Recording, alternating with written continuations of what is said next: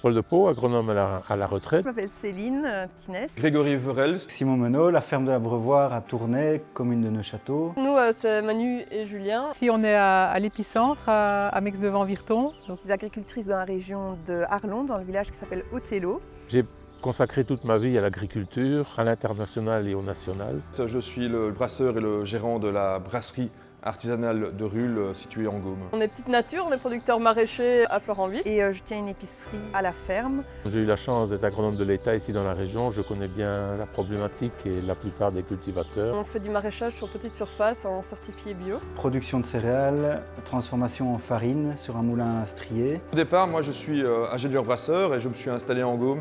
Et il y a 22 ans, j'ai voulu créer ma propre brasserie, avoir mes propres bières. Une épicerie coopérative villageoise qui a été créée il y a 15 ans. Et après avoir arrêté le lait, on est passé en élevage bovin, blonde d'Aquitaine. Et alors c'est cette production-là essentiellement aussi que je présente à l'épicerie. Et production de pain au levain, dans un four chauffé au bois.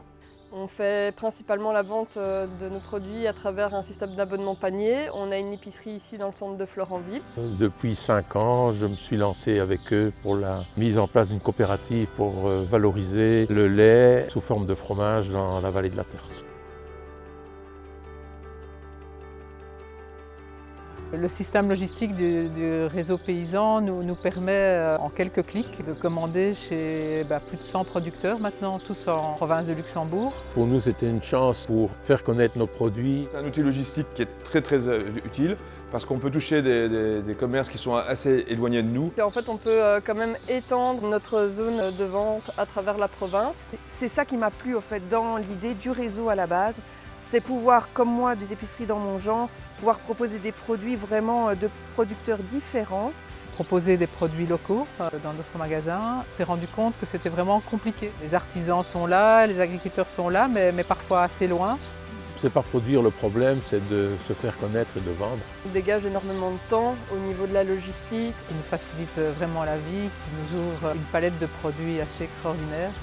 Et faire connaître en fait aux gens les produits belges qui sont excellents.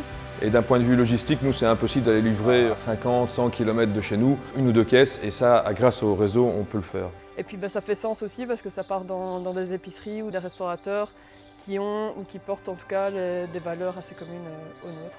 La plateforme sur laquelle ils travaillent est très efficace et pour nous fonctionne très bien.